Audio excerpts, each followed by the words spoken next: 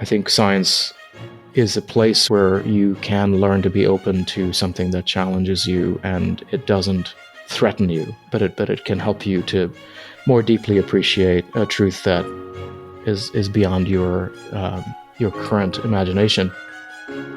Welcome to the Jesus Storybook Bible Podcast, a place where we remind you that grace can rewrite any story, that hope shines a light through our darkest moments, and that God's love changes lives. Here's your host, New York Times bestselling author, Sally Lloyd Jones. Hello, I'm Sally Lloyd Jones, author of the Jesus Storybook Bible, which tells the story of God's never stopping, never giving up, unbreaking, always and forever love. Welcome to the show. Thomas Edison was famous for saying this about never giving up in his search for the construction of the electric light bulb. "I've not failed," he said. "I've just found 10,000 ways that won't work." Isn't that great? Samuel Beckett also famously said this: "Ever tried? Ever failed? No matter, try again, fail better." Paradoxically, it's often out of failure that we reach success.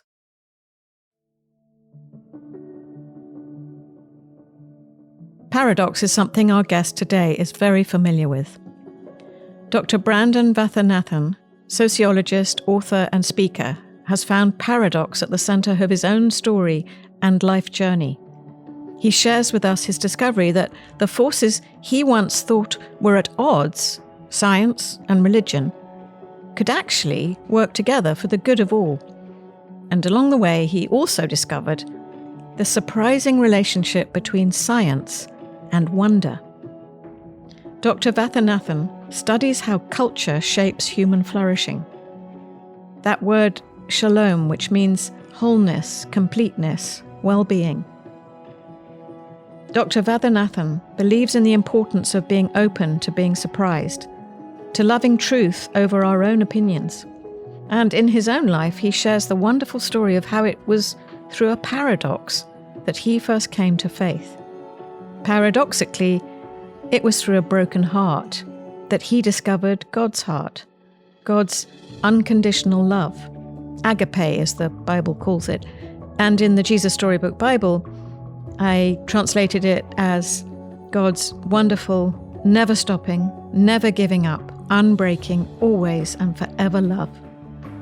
And he shares with us how it was that love that gave him a new lens to see everything.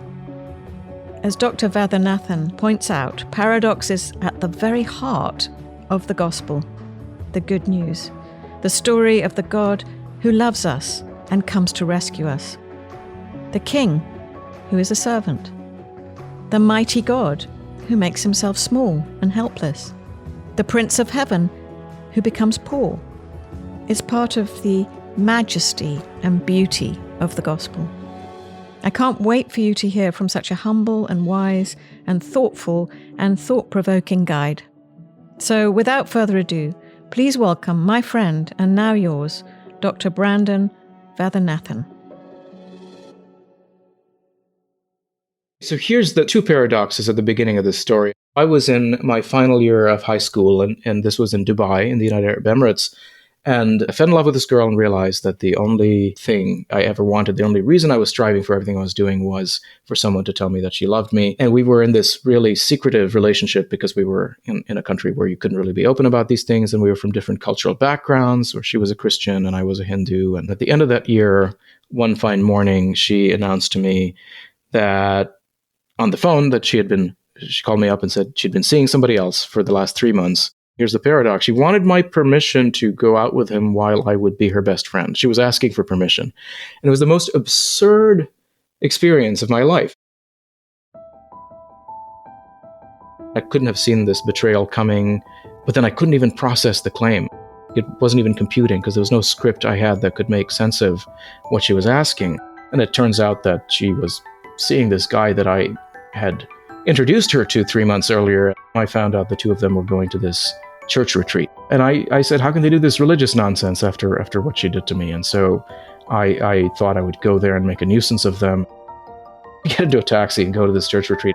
It's a very bizarre experience because I've never been in an environment where other young people like myself seem to be taking something like faith or God seriously. It was a very strange environment. And I found myself somewhat dislodged from my goals there of trying to make a nuisance of her. And I found myself for the first time asking a question of, is there something more to reality? Because I was really sure that I knew where my life was going. I was the master of my own destiny.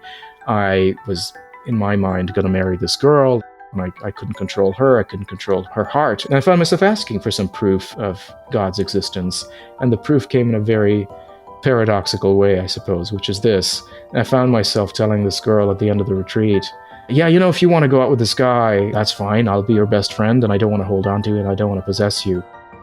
So there's this profound truth about, in the gospel about, to save your life, you must lose it. The paradox was for the first time I realized that this is what it means to love. And eventually, by spending time with the kids that I met at that youth group in that church, I came to encounter the story of the gospel, which is this claim of a God who is a father who loves unconditionally, which was a very strange idea. I'd never heard of the idea of unconditional love before, but I tasted it in my own experience, not as a recipient of it, but in somehow being a channel of this. So for me, I encountered the story, of Christianity through that community, and it was a story in which I could finally get a sense of how my worth could not come from some person, whether my girlfriend or my parents or whether the people who admired me for the awards I had won, but had to come from an infinite source.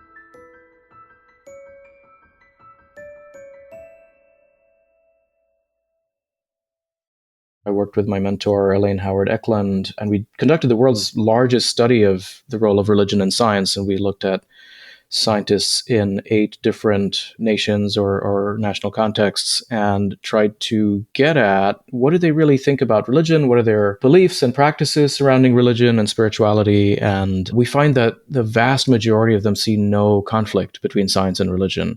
And there's this image of conflict and this widespread impression that scientists are hostile because there's some outspoken atheists who are really vocal in their hostility towards religion. We find that doesn't characterize most scientists. And so for most scientists, we found that they actually see science and religion as independent, as separate realms, separate spheres. And then the other surprising finding was that for a lot of scientists who are non-religious, it was not science that made them less religious. It was often religion that made them less religious. They grew up in religious environments where they were not encouraged to ask questions, and their questions were shut down, or they just had a really bad religious education. But most scientists in our study we found grow up in non-religious environments and don't really have much exposure to religion. But those that do turn away from religion, it's largely not because of science.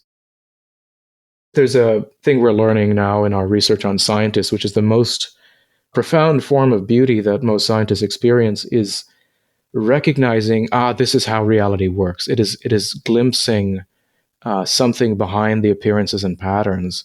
And you see, and it's not just in science. I've talked to poets who tell me something like a beautiful poem is the one in which you get this insight and you go, that's how things are. And isn't it beautiful? We've done a new international study of 4 countries, and we find that there's a strong relationship between awe and spirituality. So scientists who consider themselves to be spiritual, whether or not they're religious, they encounter awe more frequently, they experience awe more frequently in their work, and also seem to be more attuned to beauty and to wonder in all things.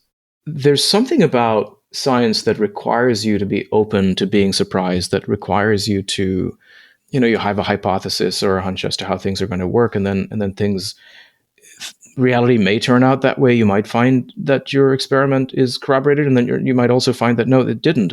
It's an occasion to learn something new. It's this idea that I was wrong, but that isn't a failure because now there's more to learn. And when science does work well, scientists are really open to revising their ideas and to changing their minds, and they do delight in learning something new and even in being wrong. What it is indicative of, I think, is an ability to love truth more than one's own opinion. And I think science is a place where, at least in theory, but this attitude is cultivated where you can learn to be open to something that challenges you and it doesn't threaten you, that it can help you to more deeply appreciate a truth that is beyond your current imagination. I'll be reading from a story in the Jesus Storybook Bible called Operation No More Tears, where Isaiah tells the people of Israel an important message from God. Someone is going to come and rescue you, but he won't be who anyone expects. He will be a king, but he won't live in a palace, and he won't have lots of money. He will be poor, and he will be a servant. But this king will heal the whole world. He will be a hero. He will fight for his people and rescue them from their enemies. But he won't have big armies, and he won't fight with swords. But people will hate him, and they won't listen to him. He will be like a lamb. He will suffer and die. But he won't stay dead. I will make him alive again. And one day, when he comes back to rule forever, the mountains and trees will dance and sing for joy. The earth will shout out loud. His fame will fill the whole earth as the waters cover the sea. Everything sad will come untrue. Even death is going to die, and he will wipe away every tear from every eye. There's a lot of things about these images that struck me about religion as a kid. So the king who will be poor and who will be a servant. So there's this great ideal of renunciation of power and of prestige and of wealth and of becoming small that I found really also beautiful in the Christian tradition and exemplars from Francis of Assisi through Mother Teresa. And so there's that continuity that continues to move me today, and it's one of sort of the most appealing and sort of scary things about Christianity, which is this cross or this call to give everything away, which is, it's beautiful and it's noble.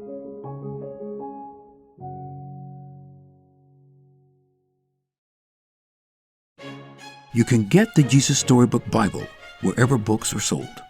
To find out more about the book and all of Sally's other books, please visit Sally at sallylloyd-jones.com and follow her on Instagram at Sally Lloyd Jones and at Jesus_Storybook_Bible. Before we go, don't forget, God loves you with a never stopping, never giving up, unbreaking, always and forever love. Oh, hello, it's me again, Sally. I'm just popping back briefly to say two things. The first thing is, don't forget to subscribe to the show, because that way you'll get the stories straight to your phone. And the other thing is, while we're at it, would you rate the show and leave us a review? That would be so great, because it helps other people find the show too. I really appreciate your help. Thank you.